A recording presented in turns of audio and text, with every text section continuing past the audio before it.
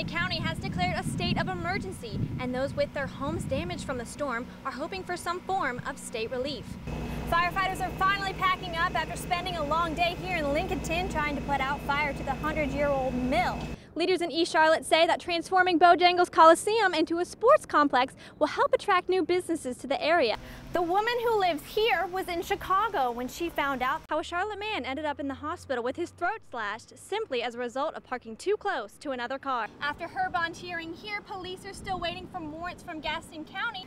Those out here in Stanley County are still working to clean up the damage after Thursday's storm left thousands in the dark without power. What started as just a pothole is now raising major concerns for a very busy interstate bridge. What commuters are in for. 2 mysterious drownings in 1 rock quarry. How the first victim's family says this all could have been prevented. North and South Carolina lawmakers are meeting and taking measures to make sure something like this never happens again. Those out here in Stanley County are still working to clean up the damage after Thursday's storm left thousands in the dark without power. You can see fallen power lines and trees scattered behind me. I talked to emergency management officials and they say as many as 50 homes have been damaged by the storm, and they are expecting that number to rise. I walked around Albemarle this afternoon and saw people raking up the damage and cutting up tree limbs that had fallen into their yard and onto their homes. A Stanley High School teacher was on her way to Scandinavia when she received a shocking phone call. She was told the biggest tree in her yard had fallen into her house, and she's not even sure if her house can be saved. Quite an extensive amount of damage that I'm not even sure if it's even going to be salvageable as far as my landlady going to try to rebuild or what.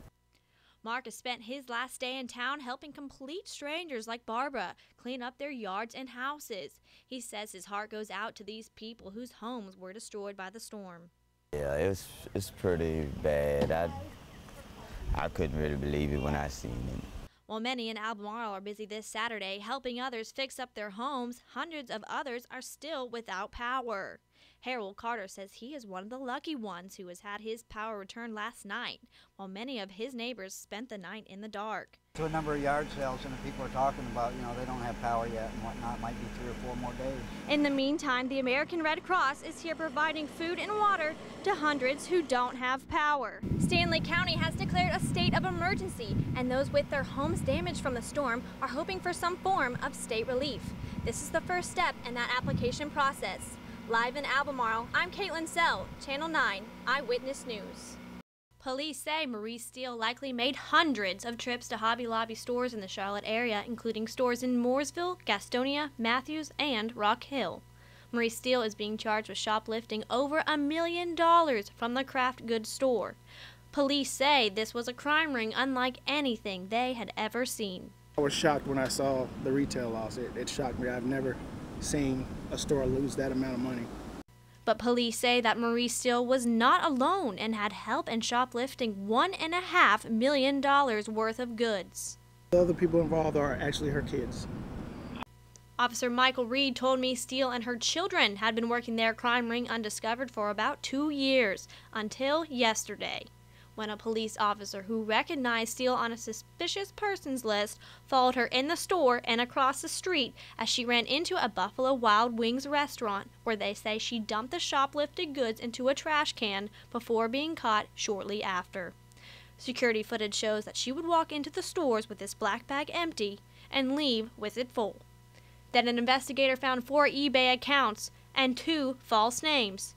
Police say she used those accounts to sell the goods at 75% of the price, making almost $500,000 in profit over 2 years. Only Eyewitness News was there at her bond hearing today.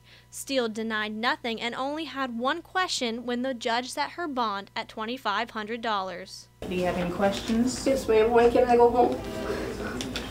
After her bond hearing here, police are still waiting for warrants from Gaston County from the Hobby Lobbies she's accused of stealing from there. Reporting from Rock Hill, Caitlin Selle, Channel 9 Eyewitness News. Some major bills that directly impact Charlotte families will face some big votes in just hours. It says decisions made in Raleigh is causing, quote, grotesque damage. Eyewitness News anchor Erica Bryant has more. Another rate increase could be coming to Duke Energy customers. If you would like to speak out against the hike, there is a training session that could help you. And speaking of rate hikes, undocumented students are taking a stand against higher rates. Eyewitness News reporter Taylor Howe went to the Latin American Coalition and found out about a bill that could change these students' tuition rates. Also tomorrow, the House Finance Committee will vote on a bill that could lead to refunds for thousands of Mecklenburg County homeowners. Tomorrow, closing arguments could start in George Zimmerman's murder trial without jurors hearing his side of what happened. Today, Zimmerman told the judge that he would not testify about the night police say he killed Trayvon Martin last year. President Obama has officially okayed sending weapons to Syrian rebels. The White House said yesterday it had conclusive evidence that Syria's president used chemical weapons against the rebels. A warning today if you get an email about an airline ticket you don't remember booking, or a ticket from a different airline. President Obama is scheduled to visit Africa later this month. Now the cost of that trip is coming into question. ABC's Brandy Hitt is in South Africa and takes a look at the president's travel plans. Some parents with children with special needs are now petitioning Carowinds after a change they say is unfair.